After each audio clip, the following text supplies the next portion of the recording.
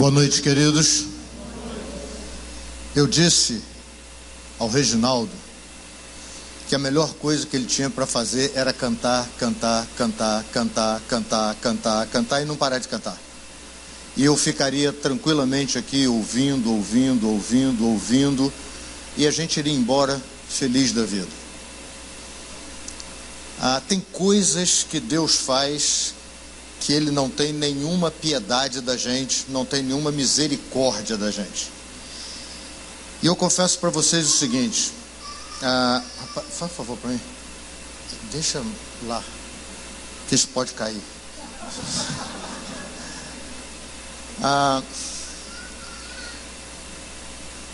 35 anos de ministério e eu estou aqui com medo tremendo, com o joelho trêmulo. E eu sabia que ia acontecer alguma coisa diferente com a minha vida nessa noite. Primeiro, que eu não poderia estar aqui. A gente começa o Louvarte sexta-feira. A nossa igreja está lá em Virada, não é? Mas eu tenho certeza que Deus me trouxe aqui, não tem nada a ver com abençoar vocês, tem a ver com abençoar a minha vida. Vocês não precisam de mim hoje, mas com certeza eu preciso de vocês. E eu acho que é por isso que Deus permitiu que esse encontro acontecesse. Essa igreja é uma igreja que eu aprendi a amar, não somente amar, mas também respeitar, de uma maneira muito especial. Aonde eu tenho passado, aonde eu tenho ido, tenho feito referências ao trabalho que esta igreja faz e ao projeto que Deus a ela tem confiado. Quando recebi uma mensagem do Vladimir dizendo que estaria aqui, aí eu fiquei mais tenso ainda. Falei, o que esse camarada vai fazer lá? Esse cara não tem nada para fazer na igreja dele não, né? Vai ficar quieto lá, para que vai vir aqui? Vladimir é outro camarada que eu tenho amado, respeitado de uma maneira muito especial. Ele e Aninha não têm noção do quanto eu tenho aprendido ao ver o que Deus tem feito ali em Maricá. Tive oportunidade de estar ali com alguns pastores da nossa igreja e foi um tempo assim de grande crescimento para a minha vida. Quero dizer para vocês que algo diferente, de fato, Deus quer fazer nessa noite. Por que Ele quer fazer? Eu não sei, mas eu sei que Ele quer fazer. Até porque quando recebi essa oportunidade de estar aqui, eu comecei a pensar e a perguntar a Deus, de fato, o que Ele gostaria comigo nessa noite, partindo do princípio que Deus tem um desafio muito grande para vocês enquanto igreja, razão pela qual vocês estão permanecendo nesse lugar e sendo abençoados por Deus com a preservação da vida dessa igreja. E aí me ocorreu um episódio muito particular na minha vida, e eu gostaria de compartilhá-lo também com vocês e abrir o meu coração com vocês, de maneira que este episódio pudesse marcar a vida de vocês como tem marcado a minha vida. A pastora Ciro usou uma expressão aqui que é exatamente sobre aquilo que Deus me chamou para falar. Igreja relevante. E é isso que eu gostaria de pensar com vocês nessa noite. Uma igreja relevante para uma sociedade que está em crise. Esse tem sido o tema anual da primeira igreja batista em Casimiro de Abreu, depois que vivenciamos uma perseguição interna dentro da nossa igreja, que eu cheguei a pensar que eu não iria suportar, cheguei a pensar que havia chegado o tempo de encerrar o meu ministério. E foi exatamente no meio dessa turbulência toda, em dezembro de 2015, que Deus me fez, juntamente com o conselho pastoral da primeira igreja, a pensar sobre um tema que estaria coordenando a nossa vida até o final deste ano de 2017. E de lá para cá, então, a gente tem tratado desse tema e isso tem feito uma confusão, um rebuliço santo na vida de nossa igreja. Porque é fato, nós estamos vivendo um tempo de uma sociedade em crise. Estávamos ali no gabinete e esse camarada me abre o celular, me traz uma notícia, mais uma, que a gente já ouve e pensa assim, é o Brasil. Você já parou para pensar que nós estamos vivendo assim? Nada nos assusta mais? O estado do Rio de Janeiro, se alguém disser alguma coisa boa, a gente vai ficar triste. Porque virou já o nosso hábito, virou o costume. Minha esposa é professora aposentada do estado do Rio de Janeiro. Ela não tem noção de quando ela recebeu o último salário dela, de que mês é e se é dela mesmo. Ela está na dúvida se é dela. E eu tenho dito, minha filha, não use, deixe quieto aí, porque do jeito que está, você vai usar e vai chegar uma cobrança. E aí é o seguinte, a fonte pagadora terei que ser eu. Então você deixa isso quieto, vamos dividir o que nós temos que é nosso e deixa esse negócio parado aí, porque com certeza não te pertence. Agora, qual é o motivo dessa crise toda no Brasil e no estado do Rio de Janeiro? Ah, roubalheira, pastor. Que nada.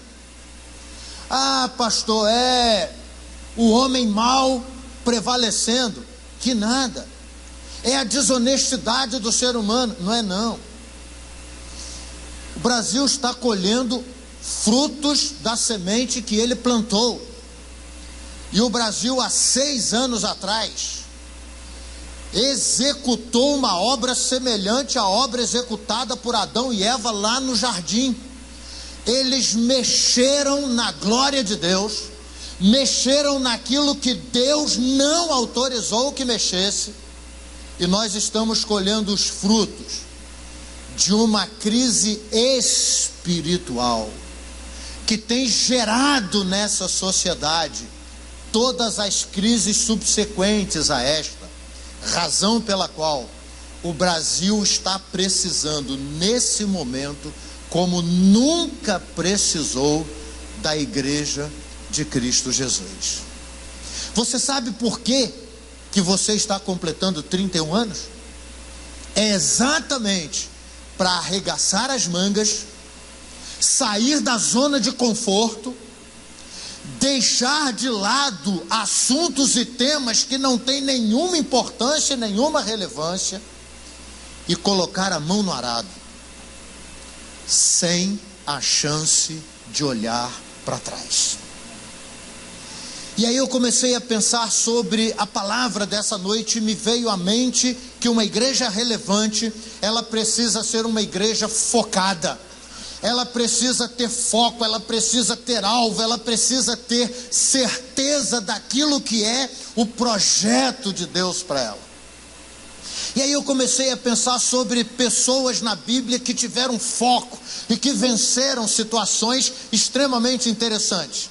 E aí me ocorreu 4 camaradas espetaculares, pelo menos eu sou apaixonado pelas histórias que esses caras produziram como servos de Deus. O primeiro deles é Davi. Falei essa semana sobre isso. Eu fico imaginando Davi com uma missão muito semelhante à missão da igreja do Senhor no Brasil hoje. Davi sai de casa com um farnelzinho, uma sacolinha, né? Um negócio lá, uma lancheirinha, sei lá, para levar comida para os seus irmãos que eram valentes homens de guerra. Davi chega lá naquele campo de concentração do exército, e o exército de Saul estava como? Amedrontado. O primeiro problema de Davi é o seu próprio irmão. O irmão de Davi olha para ele e diz o seguinte: entrega e volta para casa, porque a situação aqui está feia, malandro. Não fica aqui porque está brabo o negócio para o nosso lado. Davi olhou para aquele camarada e falou: o quê? Vou nada? O que está acontecendo aí? Davi era um sujeito meio engraçado, né? Adolescente, pequeno, e o irmão dele perdeu a estribeira com ele, e Davi largou ele falando sozinho e partiu para cima de Saul. Chegou lá, Saul olhou para ele e disse: menino, já tem problema demais, vai embora para casa, vai arrumar uma tabuada para você estudar, faz qualquer negócio, mas some daqui. Ele: não vou não. Largou Saul falando sozinho e foi para frente do problema. E de repente ele se dá conta que estava diante de Golias, um homem aproximadamente de 3 metros de altura. E esse homem olha para Davi e diz assim: eu por acaso sou cachorro para você vir para mim com pau e pedra? E Davi olha para ele e diz assim: olha, o que você é não me interessa, agora eu venho em nome de Jesus. E sabe o que aconteceu com Golias? Levou uma pedrada, uma única pedrada, e está mortão até hoje. Foco. Davi, quando chegou ali, viu que o povo de Deus estava sendo amedrontado, ameaçado, o nome de Deus escarnecido, ele esqueceu as coisas e ele focou na missão que Deus tinha dado a ele. Qual era a missão? Derrubar aquele homem, porque ele escarnecia de Deus. A Bíblia me mostra um outro camarada que eu sou apaixonado por ele, Josué. Josué, adolescente, jovem, acompanhando o seu líder Moisés. Josué ali à espreita, não tinha sido convocado para nada, não tinha sido chamado para nada. Quando Moisés vai receber as tábuas da lei, o seu irmão Arão, que havia sido colocado ao lado dele por Deus, irmão mais velho, para ser ajudador, fica paradão. Aliás, o que tem de líder paradão no nosso meio, aproveitando uma chance para se dar bem, não está no gibi, né? E aí, enquanto Arão fica lá paradão para conduzir o povo para uma lambança tremenda, porque é sobre a liderança de Arão que o povo constrói uma imagem e vai adorar e depois parte para a orgia, aquele adolescente parte atrás de Moisés. E ele começa a ver tudo que Deus estava fazendo com Moisés quando entregava os mandamentos a Moisés.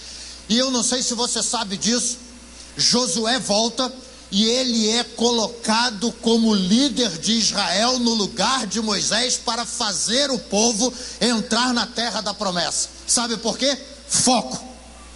Ele sabia que estava desde o Egito diante de uma promessa de Deus. E qual era a promessa? Farei com que vocês herdem uma terra que mana leite e mel. E ele não olhou para o lado, ele não ficou atrás de Arão, ele não ficou ouvindo as lamentações e as lamúrias do povo, mas ele tinha um foco, e o foco era entrar em Canaã.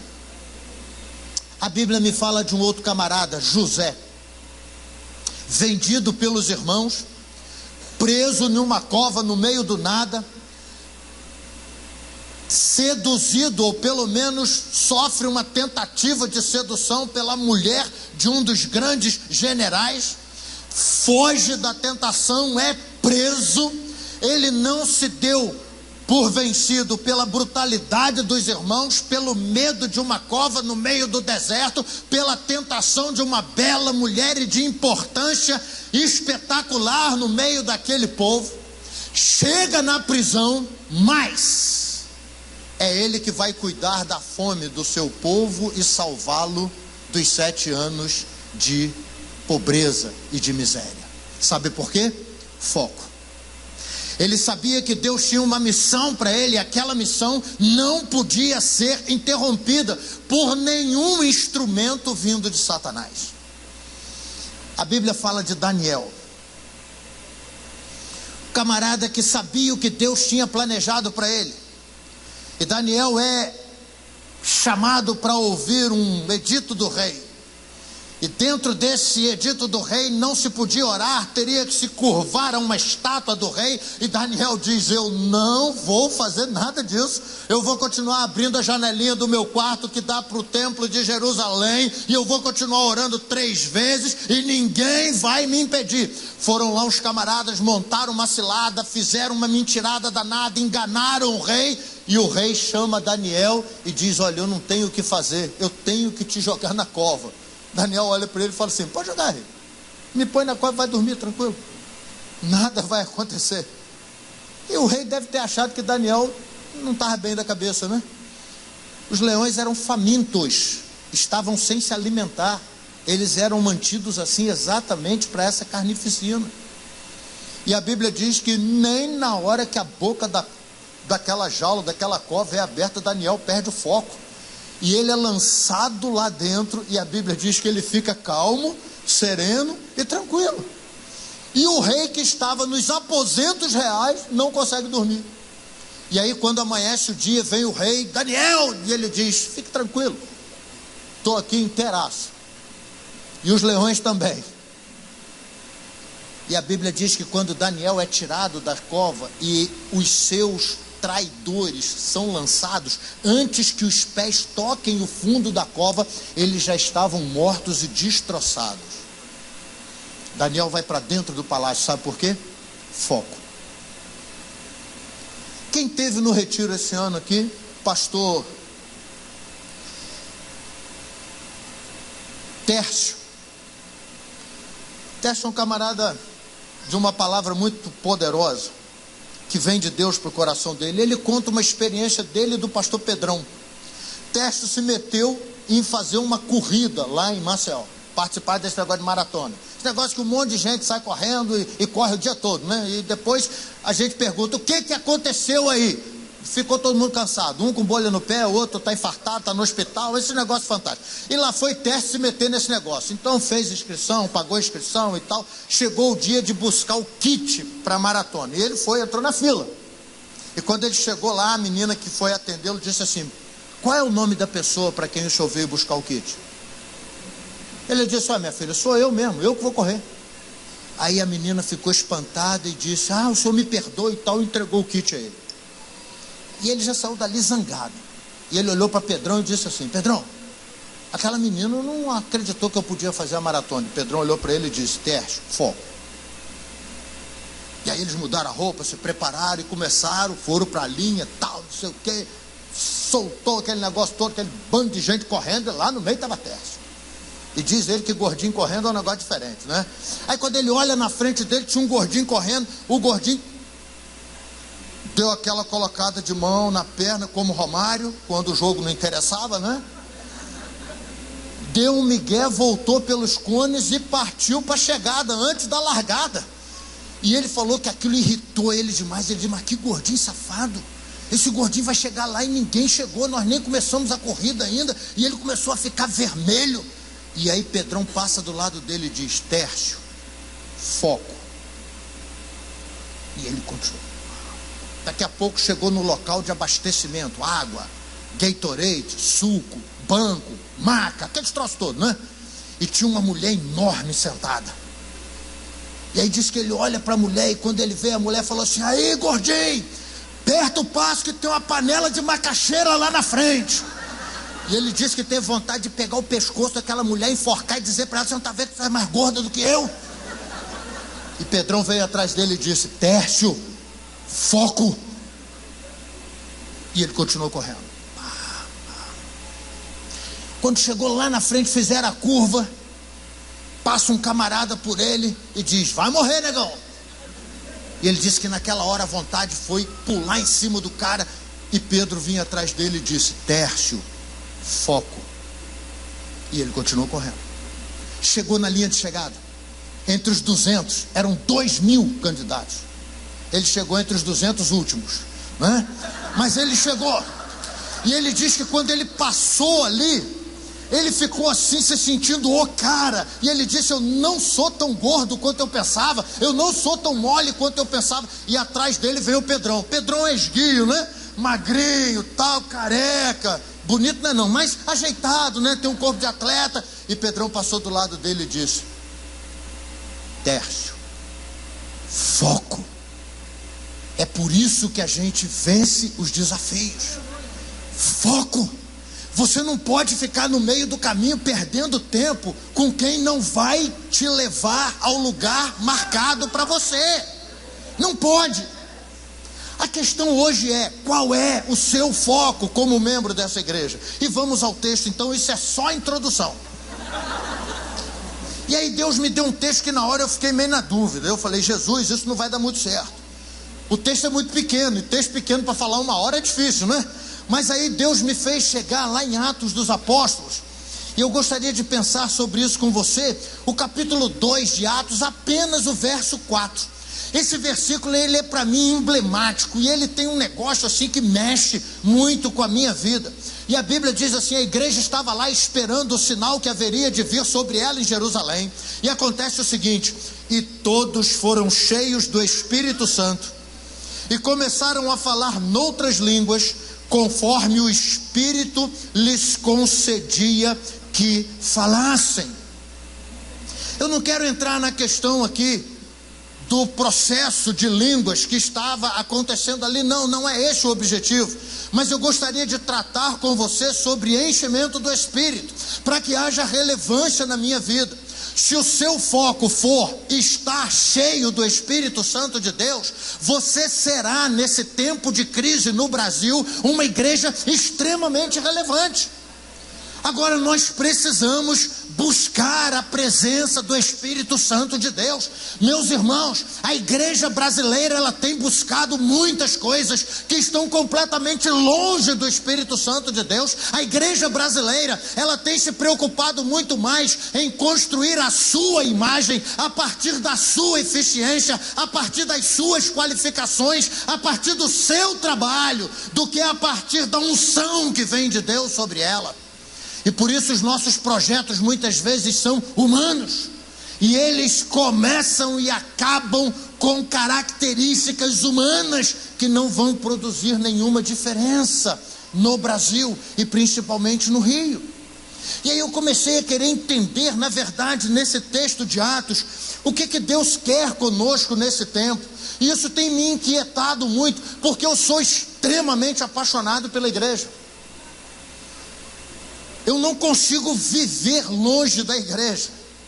Eu tenho 56 anos dentro da igreja. Eu tenho 35 anos de ministério dentro da igreja. Estar com a igreja, fazer parte dela, ser a igreja, é algo que faz parte da minha vida. É ar que eu tenho necessidade para sobreviver. Eu acredito, e já falei isso aqui para vocês, a igreja é a única possibilidade que o Brasil tem de experimentar uma mudança. Está sobre a igreja essa responsabilidade. Agora, de que maneira isso poderá acontecer? O que significa esse enchimento do Espírito? Eu não estou falando para você sobre experiências com o Espírito, não. Eu não estou falando para você sobre manifestações esporádicas do Espírito, não. Eu estou falando para você sobre presença do Espírito na minha vida, que jamais me permitirá estar envolvido e transitando com tranquilidade e naturalidade no ambiente do pecado. Nós estamos cheios de crentes cristãos hoje que transitam no pecado com muita naturalidade, com muita facilidade. Pastores transitando no pecado com muita tranquilidade, com muita facilidade. Essa igreja que transita no pecado, ela não fará diferença no Brasil. Ela não tem relevância. Ela não foi corajosa como foi Davi. Ela não foi corajosa como foi Josué. Ela não foi corajosa como foi José. Ela não foi corajosa como foi Daniel. Ela tem sido uma igreja medíocre, uma igreja amedrontada, uma igreja que para no caminho para discutir banalidade, futilidade, enquanto pessoas estão morrendo sem Cristo e sem salvação. Agora, o que significa estar cheio do Espírito? Eu não quero falar nada de mim, não. Eu quero tratar com você da Bíblia. A primeira coisa que esse texto de Atos me ensina é que quando eu me encho deste Espírito Santo de Deus, então o primeiro crescimento, a primeira manifestação na minha vida não tem nada a ver com manifestações espontâneas ou não espontâneas de coisas sobrenaturais, não. A Bíblia me ensina o seguinte: quando eu me encho do Espírito, então eu cresço na palavra e cresço nas realizações de um relacionamento saudável. É isso que tem faltado no Brasil.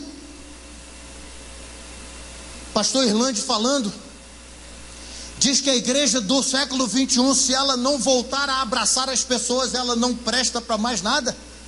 Nós estamos sendo uma igreja tecnológica, uma igreja online, uma igreja que a gente daqui a pouco vai estar adorando a Deus através do WhatsApp, não é? Todo mundo parado, som não vai precisar também, vai ser uma economia de dinheiro tremendo, porque esse negócio de som custa muito caro, né? Mas vai chegar todo mundo, cada um na sua cadeirinha, com o seu celular, e vai perguntar ao pastor Marcelo: o Wi-Fi está tranquilo, né, pastor? Põe um negócio que vale a pena aí. E cada um vai cultuar a Deus. E você vai sair da igreja, camarada, sem saber que ele veio. Meus irmãos, olha só, nós não estamos aqui para ser iguais ao mundo. Nós estamos aqui para ser o elemento de diferença do mundo. Porque se formos iguais ao mundo, o mundo não terá necessidade da nossa presença. Aonde o mundo se torna individualista, materialista, tecnológico, a igreja precisa se tornar humana, calorosa, efetivamente afável, amável, produzindo relacionamentos que tragam saúde às pessoas. E isso acontece a partir do conhecimento da palavra. Olha o que a Bíblia nos diz. Verso 42. Quando receberam o Espírito Santo sobre eles, perseveravam na doutrina e na comunhão, no partir do pão e nas orações. Você sabe, Aninha, que eu vejo a igreja nisso aí. Eu leio esse verso 42 e eu vejo a igreja. Eu vejo a igreja tendo fome da palavra. Eu vejo a igreja tendo uma necessidade incontrolável de conhecer a sã doutrina. Não para que essa sã doutrina estabeleça nomenclatura denominacional, mas que essa sã doutrina proporcione um caminho seguro para aqueles que farão diferença nessa nação. Aquele que pecava, não peques mais. Não peques mais. Que história é essa de cristãos reincidindo no pecado e fazendo dos lugares de oração verdadeiros confessionários? Todo dia precisam pedir perdão a Deus pelo mesmo pecado cometido. Eu vejo a igreja tratando as questões relacionadas ao ser humano com muita integridade, promovendo comunhão a partir da capacidade de distribuição de forma igualitária do pão, mas acompanhada pelas orações a Deus. Meus irmãos, muitas vezes nós temos dado pão às pessoas, não porque nos compadecemos da necessidade delas, ou porque reconhecemos aquilo que a Bíblia diz: não será visto um dos meus pequeninos a mendigar o pão. E se um pequenino de Deus mendigar o pão, é porque a igreja errou. Mas nós temos feito como fazemos com a loteria. A gente faz um jogo que é de sorte, que é de azar. Quem sabe um dia eu me dou bem. Se você tem saciado a fome das pessoas com esse espírito, o faminto é você. É você que tem precisado do pão. É você que tem precisado entender quem é Deus. Agora, sabe como que a gente consegue ser uma igreja relevante? É quando todas essas coisas são a partir de uma vida de oração, onde eu procuro de Deus a resposta para as minhas ações e atitudes, sabendo se de fato aquilo que vou fazer será agradável a Ele, será para o fortalecimento da minha fé e será para a mudança da sociedade que jaz no maligno. A palavra ainda me diz que quando o foco da igreja é o Espírito Santo, essa igreja começa a realizar com eficiência a tarefa. O que significa realizar com eficiência a tarefa? Deixa eu dizer uma coisa para vocês. Eu sou pastor de uma igreja que ela cresceu muito. Ela cresceu muito em todos os aspectos. Em algum momento nós nos perdemos. Nós achamos que a gente era além daquilo que de fato precisávamos ser. Então a gente falava muito mais das nossas conquistas do que do poder de Deus. Sabe aquele negócio? Que você vai no retiro dos pastores, aí a alegria que você tem é essa: se rapaz, a nossa igreja tem isso, a nossa igreja tem aquilo, a nossa igreja conseguiu isso, a nossa igreja conseguiu aquilo. E aí nós levamos uma rasteira. Natal de 2015, que eu perguntei para Deus: mas o que adiantou ter isso tudo? Isso tudo não me serve para nada. Naquela hora eu precisava só de um 38, era a única coisa que a igreja não tinha, né? Uma .40, alguma coisa assim, uma bazuca, para mandar meio mundo de crente para o céu logo, né? Já está salvo, então vai para o céu, encontrar com Jesus. Não fica aqui tazanando meu juízo, não. E quando nós sofremos esse abalo, Deus nos mostrou uma coisa muito interessante, e esse texto foi assim, primordial. Porque Deus não nos quer fazendo as coisas de qualquer maneira. E quando a gente pensa sobre fazer de qualquer maneira, nós admitimos a ideia no nosso subconsciente, e isso produz no coração um sentimento que acaba sendo transformado em ações, em projetos, que nós precisamos ser os melhores. Não. Fazer de qualquer maneira não significa fazer para ser o melhor. Fazer de qualquer maneira significa fazer sem ter comprometimento, integridade, com o propósito de Deus. Então a igreja, ela precisa fazer as coisas de maneira que o Espírito Santo de Deus se alegre e que entristeça o homem, principalmente nós os líderes. E a Bíblia me ensina isso. O que significa realizar com eficiência a tarefa? A Bíblia diz no verso 43, e em toda a alma havia temor, e muitas maravilhas e sinais se faziam pelos apóstolos. Eu sonho com a igreja brasileira, fazendo maravilhas, sinais, mas que venham do coração de Deus, que nós diminuamos, para que o nome dele sobressaia, e o Brasil confesse Jesus como Senhor e Salvador. Meus irmãos, talvez a gente precise sentar mais um pouco e aprender um pouco mais acerca de igreja. Domingo passado nós tivemos uma experiência fantástica lá na igreja. Cheguei na igreja, aquilo tinha gente. Sabe aquele dia que você pede para Deus assim: Deus, manda esse povo todo ficar em casa vendo Fantástico, não manda ninguém para a igreja não, eu não tenho nada para falar hoje, eu estou querendo ficar em casa, eu estou zangado, eu estou triste. E aí Deus te obedece. Você chega na igreja, todo mundo que estava na cidade foi para a igreja. Eu falei: Deus, ou eu falei errado, ou o senhor está conversando com duas pessoas na mesma hora e não está sabendo a quem o senhor está respondendo. Rapaz, a orquestra começou o culto, acabou a luz. Aí liga gerador funcionou, vamos para o culto. Daqui a pouco o gerador deu entrada de ar, não sei o que, aquele negócio que só pode ser troço do demônio mesmo, né? E tudo parado, aquele monte de gente dentro da igreja, não tinha energia. Mas Vladimir, eu vi a glória de Deus. Daqui a pouco vem um irmãozinho para mim e diz assim: pastor, sai fora desse negócio aí, vamos jogar cadeira nesse pátio aqui, vamos pegar um violão e vamos fazer o culto. O povo está aqui, Deus está aqui, nós já estamos ali, ó, todo mundo para pegar os instrumentos e tocar. E eu comecei a olhar para aquela molecada, eu falei: opa, tem algo de Deus acontecendo nesse lugar. Sabe por quê? Deixa eu falar uma coisa para vocês. Nós ficamos tão seletistas que nós, pastores e músicos, numa situação dessa aí, a gente vai para o gabinete e espera para ver o que vai acontecer. Sabe o que vai acontecer? Nada.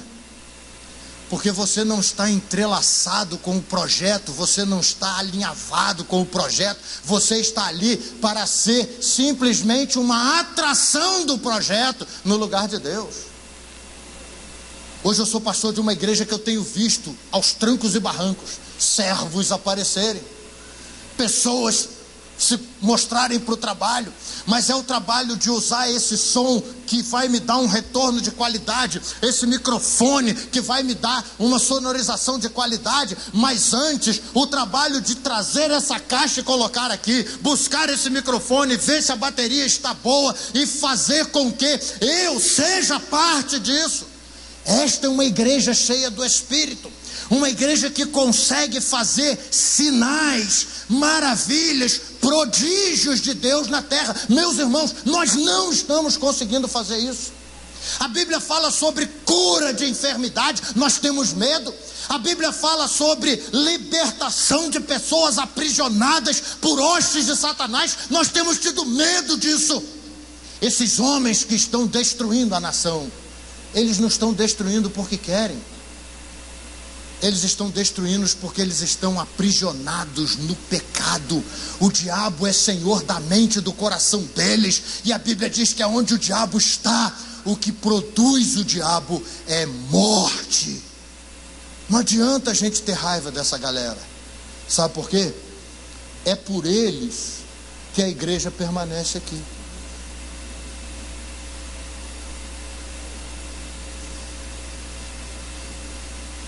Querer matar o Ike Batista não é tarefa da igreja.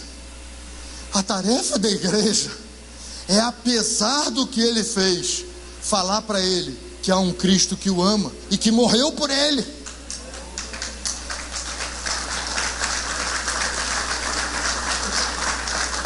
Esse é o projeto de Deus através da igreja. Esse é o projeto de Deus através daqueles que estão aqui para gerar vida, para plantar uma semente que seja diferenciada. Então a igreja relevante é aquela que não terá medo de ser conhecida na terra como uma igreja de poder sobrenatural, sinais e maravilhas. Agora que eles sejam reais. Que eles sejam reais.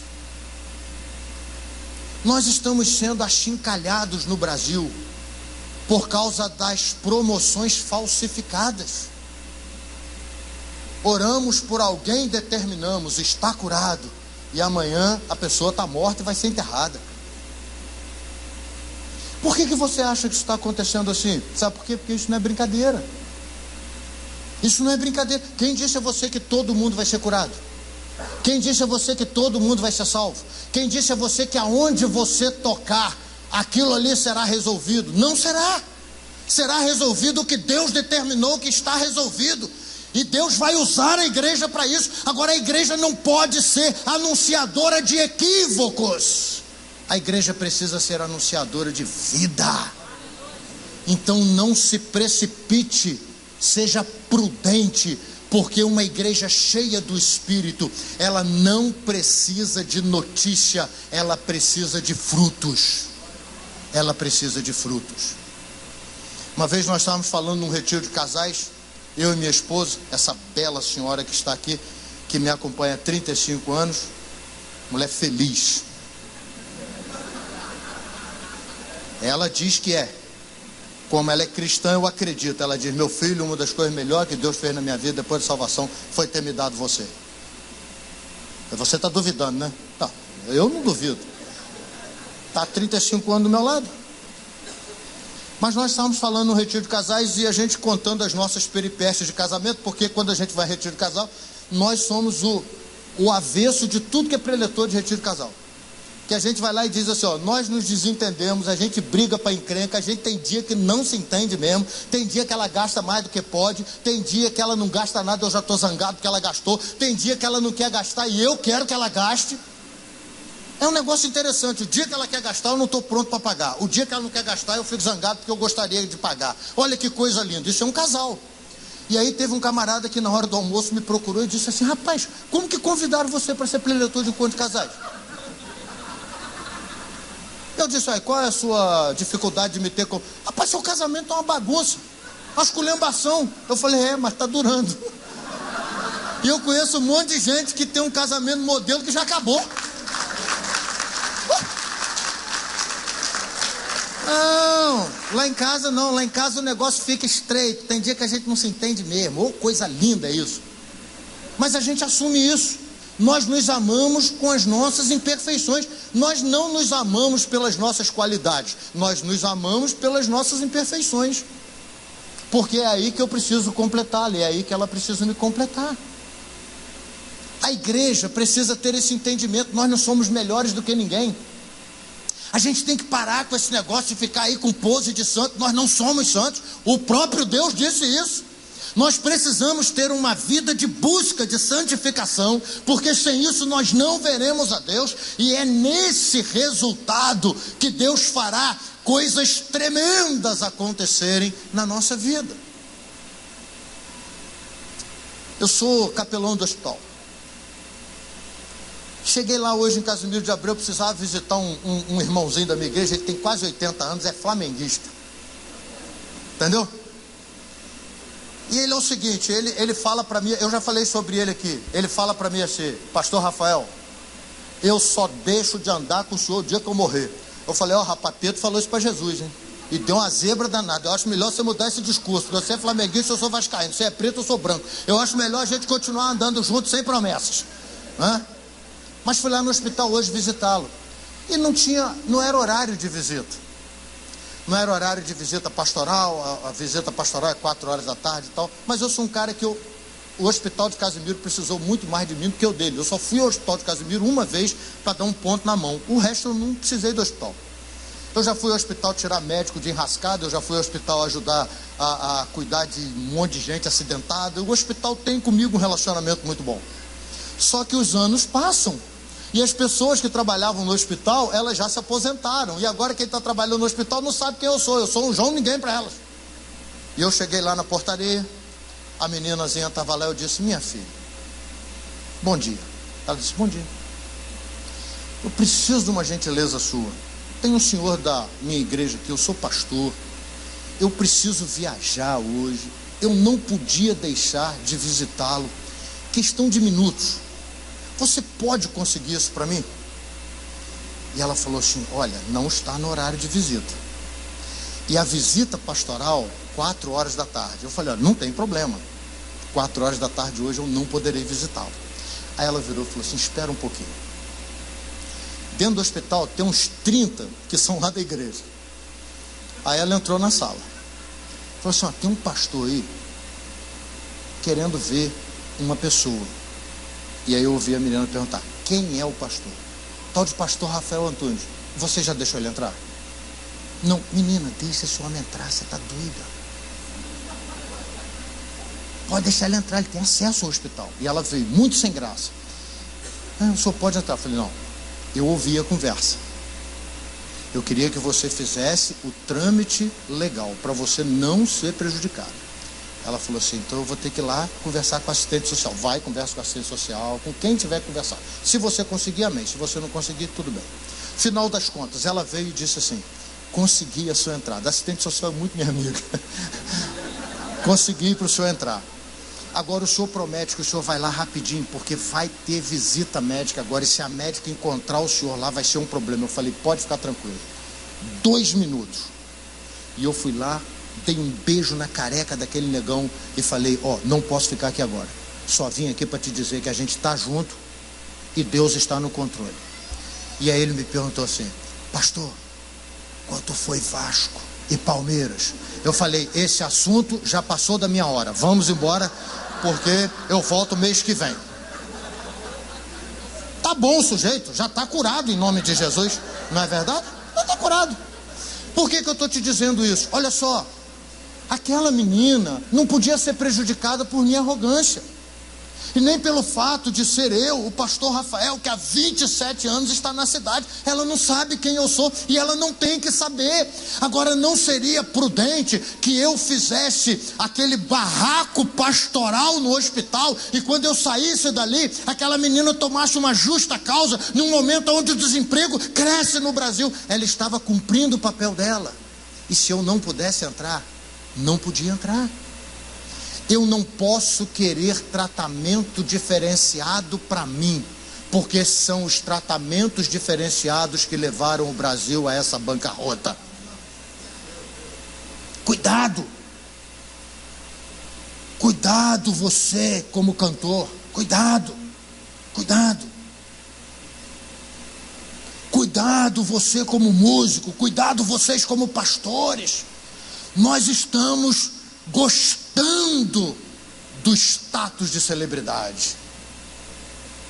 Celebridade tem papel principal. E dentro da igreja, quando o papel principal deixa de ser de Jesus, então essa igreja não serve para Deus.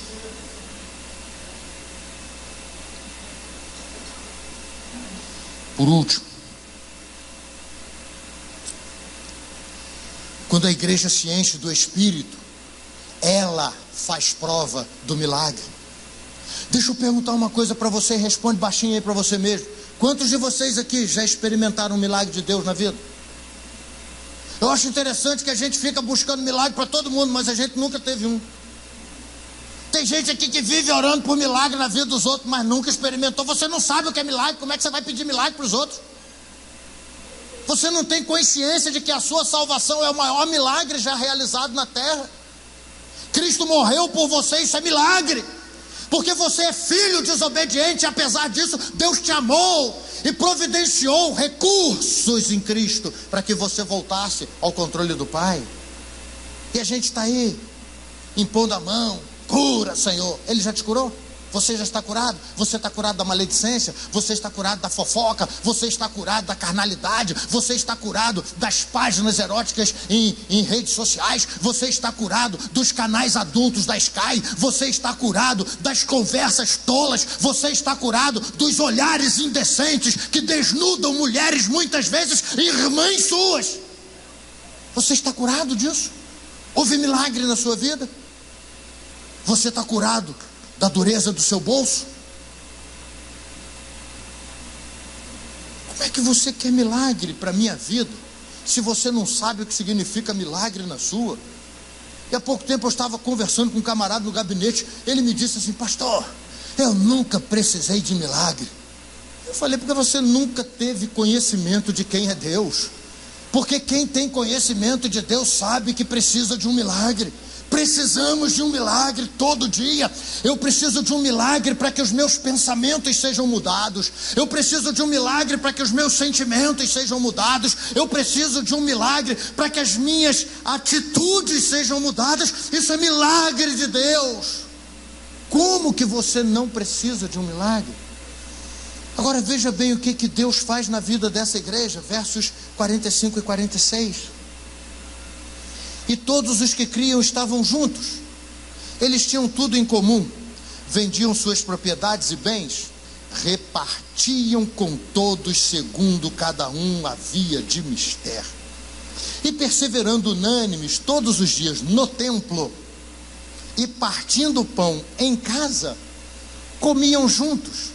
Agora olha só, com alegria e singeleza de coração. Isso é milagre. Isso é milagre.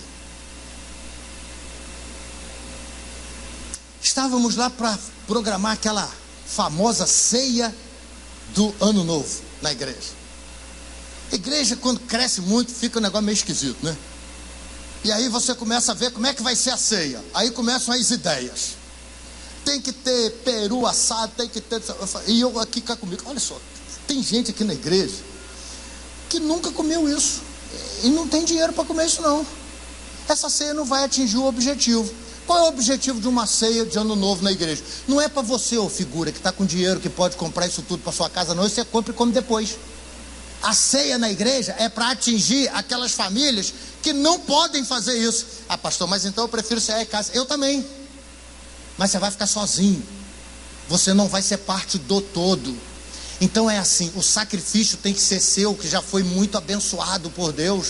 Então é o seguinte, quem tem que baixar é você, porque quem está lá não vai conseguir chegar onde você está. Quem ganha salário não pode ter vida de quem ganha 10 vezes mais. Agora quem ganha 10 vezes mais pode dar 1 hora da sua vida para provocar alegria no coração daquele.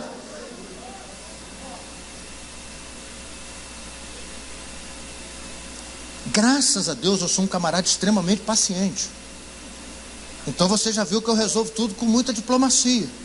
E eu vou deixando minha esposa resolver. E depois eu falo assim: minha filha, olha só, a ceia vai ser assim. Ou vai ser assim ou não vai ser. Tá certo? Se for para botar esse negócio de jarro de não sei o que, água caindo não sei da onde. Essas irmãzinhas da igreja, elas não têm nem jarro em casa. Que dirá, elas não vão vir. Elas vão se sentir constrangidas, elas vão se sentir mal. E você sabe que mulher é tudo igual. Não tem esse negócio. Mulher se veste para quem? Para outra mulher falar dela, né? Ela não está preocupada com o marido. Minha esposa me perguntou assim, hoje mesmo ela botou uma blusa, falou, tá bom? Eu falei, não. Mas eu gosto tanto dessa blusa. Não, você não me perguntou isso, você me perguntou se está bom. Eu estou dizendo para você, não está. Essa combinação aí não ficou legal. Só benção. Simples assim. Outra mulher não, iria dizer, ó, beleza, sentava do lado de Aninha e falava assim, Aninha, olha só, vê se ali nada combina com nada.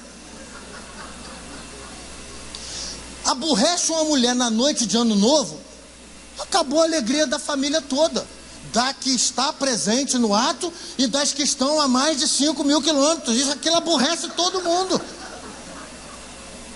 Então é o seguinte, uma igreja relevante, ela não pode ser uma igreja inacessível. Ela tem que ser uma igreja onde as pessoas passem ali e elas queiram entrar, porque elas vão sentir cheiro de gente. Eu fui pregar agora no centenário de uma igreja batista no Araçá. Meu avô foi pastor lá. Rapaz, pensa num lugar que parece que não existe. Eu falei, Jesus, esse troço acabou a estrada, eu vou para onde? E aí cheguei lá no Araçá. Estava acontecendo aquele culto, eu olhando aquele templo, vendo o templo da minha infância, da minha adolescência, da minha juventude. E eu comecei o culto dizendo o seguinte: essa igreja aqui, sabe como é que as pessoas se decidiram? As pessoas passavam alcoolizadas e elas ouviam 3, 4 pessoas cantando: morri na cruz por ti, morri para te salvar. E elas entravam. E por causa daquela melodia cantada muitas vezes por um grupo pequenininho, o poder da palavra ia entrando no coração e na mente daquelas pessoas e elas se entregavam a Jesus. Porque a igreja era um lugar acessível a todo mundo. Então, queridos, há alegria na comunhão entre vocês? Não estou falando de risadaria, não. Chama Cláudio Duarte para vir aqui, vocês vão ver o sujeito mais invocado da face da terra dando gargalhada de chorar. Estou falando disso. Eu estou falando de contentamento. Eu estou falando do prazer de entrarmos aqui e, independente de quem esteja do meu lado, eu poder olhar para esse camarada ou para essa mulher e dizer: glória a Deus pela sua vida, a sua vida enche o meu coração de alegria. Isso é uma igreja relevante. Isso é uma igreja que vai fazer diferença. Ela vai fazer diferença tanto no templo, quanto fora dele, quanto nas casas, partindo o pão com alegria e singeleza de coração. Agora, qual o resultado disso? Quando uma igreja é cheia do Espírito, a Bíblia diz simplesmente assim: louvando a Deus e caindo na graça de todo o povo, todos os dias acrescentava o Senhor à igreja aqueles que se haviam de salvar. O quanto Deus tem conseguido acrescentar aqui nessa igreja de pessoas salvas? Uma das coisas que tem me incomodado muito, conversei muito isso com o Vladimir quando fui à igreja dele. Nós estamos com uma mania hoje de encher a igreja de crente. Eu vou lá e chamo 3 da igreja de Vladimir e trago para mim. Venho aqui, chamo 5 da igreja de Marcelo, levo para mim. E no final do ano eu digo assim: a nossa igreja cresceu 8. Mas cresceu em quê? Sem problema. Isso vai dar ruim, isso vai te dar problema. Sujeito que abre mão do seu lugar de serviço com essa facilidade toda, você pode ter certeza, tem coisa errada aí. Igreja não cresce assim, meu irmão. Igreja cresce com almas que estão sendo presas por Satanás, dominadas pelo pecado, que conhecem a maravilhosa graça do Evangelho de Deus e então glorificam a Ele, rendendo a Ele a vida. Você acha que essa igreja tem batizado bastante? Precisa batizar mais. Quantos dos que foram batizados aqui esse ano, fruto do seu trabalho? Quantos? Quantos que foram batizados aqui foram produtos de uma ação sua na vida deles, para que fossem convencidos pelo Espírito Santo de Deus? Deus, nessa noite, Ele quer mexer na sua vida.